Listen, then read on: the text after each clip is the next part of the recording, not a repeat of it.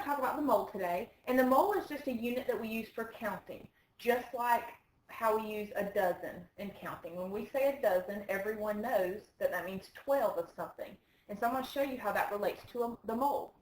Now, what is the mole, or a mole? The mole is useful for counting small particles, very small particles. And since as chemists and scientists we often deal with very large numbers of small particles, they developed a large counting unit called the mole. Now, a mole is a collection of a very large number of particles. 1 mole equals 6.022 times 10 to the 23rd particles. That's how many particles are in 1 mole of a substance. So it's a lot in 1 mole. Now, the mole is not going to be used for counting things like pencils, popcorn kernels, pieces of paper, or gumballs, but it's useful in counting atoms and molecules. Moles and grams are related. Now, we're going to talk about how they're related. Each element on the periodic table represents 1 mole of that element. So each little box on the periodic table means that's 1 mole of that particular element. So if you look at right now, go ahead and get out your periodic table because you're going to need it today.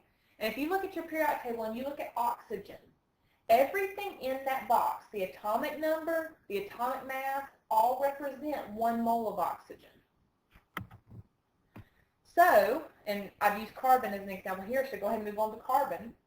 So if you'll look at carbon, that means the mass of 1 mole of carbon is 12 grams, because everything in that little box is related to 1 mole of the substance.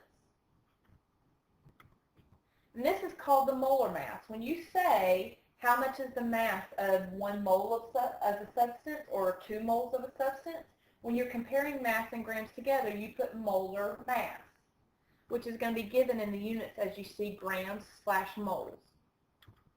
Now, the molar mass equals the average atomic mass.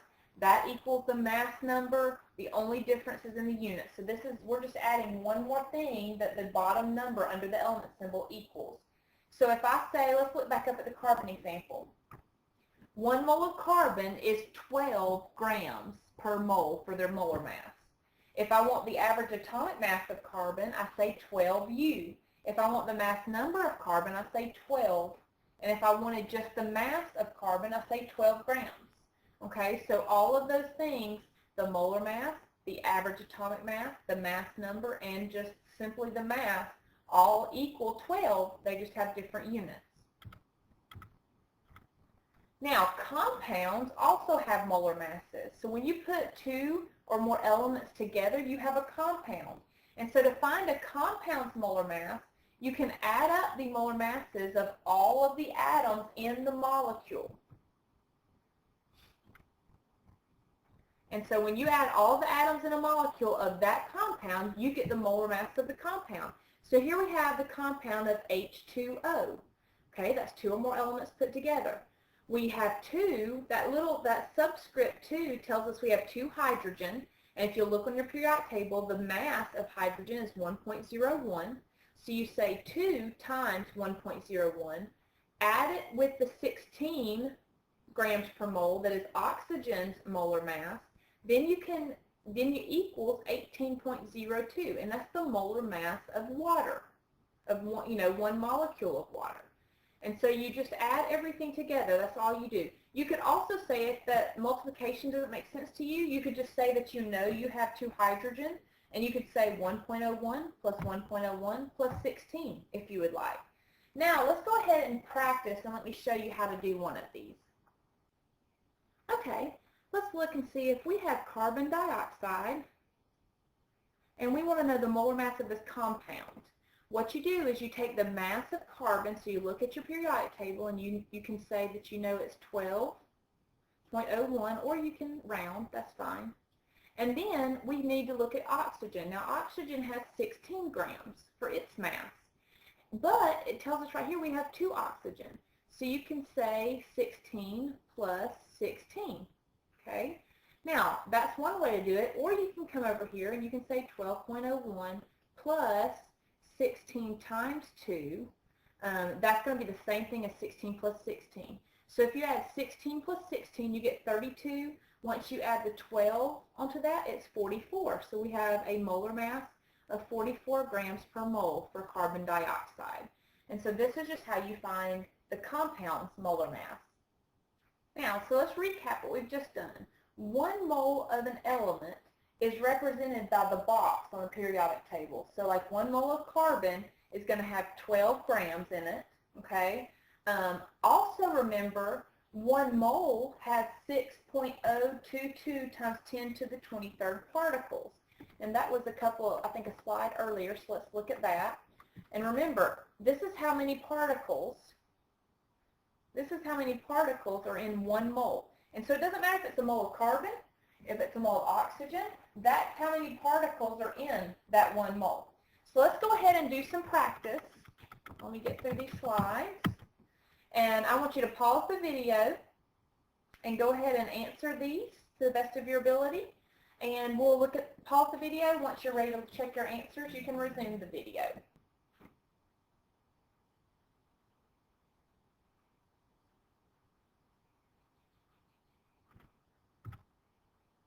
All right, remember, how many particles are in 1 mole of carbon? If you have 1 mole of anything, it's 6.022 times 10 to the 23rd particles. How many particles are in 1 mole of neon? The exact same answer. It doesn't matter what you have, that's how many particles are going to be in 1 mole of anything. What is the mass of 1 mole of magnesium? Remember, each box represents 1 mole, so you just look at the bottom of magnesium, it should tell you there's 24 grams. So 24 grams in 1 mole of magnesium. What is the mass of 1 mole of rubidium? Rubidium, you should see that the molar mass is 85 grams. So 85 grams equals 1 mole of rubidium. What is the molar mass of CH2O? 30 grams per mole. That's because you add carbon, which is 12, 2 of hydrogen, and they're 1 each, and then 16 grams for oxygen. You add those all together to get 30 grams per mole. All right, now let's talk about the ability to be able to convert between moles and grams and vice versa. When you're starting with grams, you can convert to moles. For instance, if someone says, I have 5 grams of carbon, how many moles would that be? You can actually do the conversion. So I'm going to show you the conversion factor, then we're going to do some practice. The conversion factor is you take the amount of grams you're given, and then you use the conversion factor of 1 mole of the element to how many grams are in that 1 mole of the element, and that will give you the amount of moles. So now let's look at an example. All right, let's look and say that they have told us that we are given 28 grams of nitrogen. Okay, and they need to know how many moles that is. So we need to take the grams, turn it into moles. Now, to get your conversion factor, remember we always, when you start with grams, 1 mole is going to be on the top every time. You don't change that. Every time when you start with grams, the conversion factor on the top is going to have 1 mole of nitrogen. Now, to make the conversion factor, you have to put how many grams are equal to 1 mole of nitrogen. Well, let's come over here and look. 14 grams equals 1 mole of nitrogen. So we can come over here and say 14 grams of nitrogen. That gives us a conversion factor. These two things are equal. That's why we can make the conversion factor. Now, using the conversion factor allows us to cancel out grams. That means we no longer are going to have grams. We're left with a unit of moles, which is what they've asked us to find. And so 28 times 1 is going to be 28 divided by 14.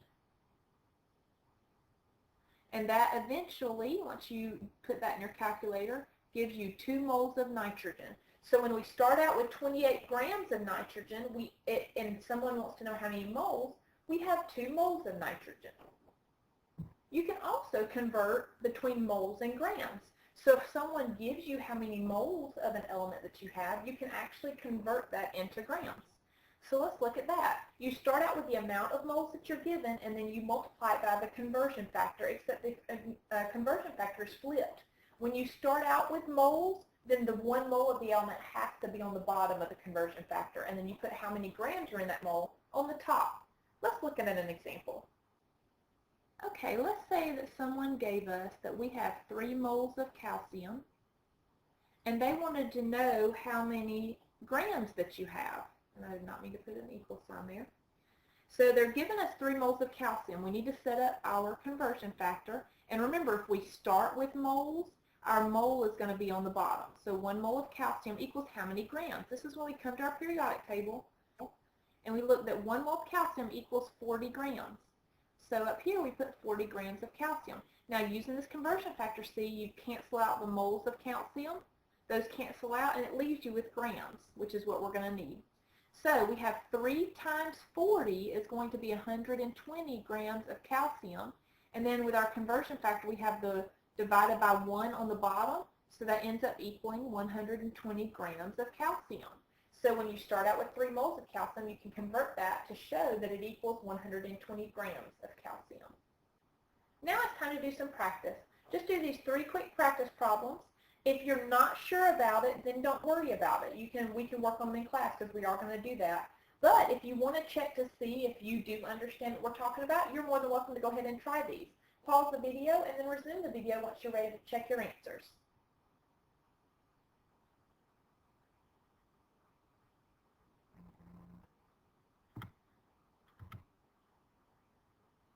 Number 1 is 94 grams of platinum. Number 2 is 0.39 moles of silicon. And number 3 is 620 grams of mercury. And like I said, we are going to work on this tomorrow in class, so no worries if you're not sure about this, because this is a difficult concept to understand. So I hope you have a great evening, and I'll see you in class.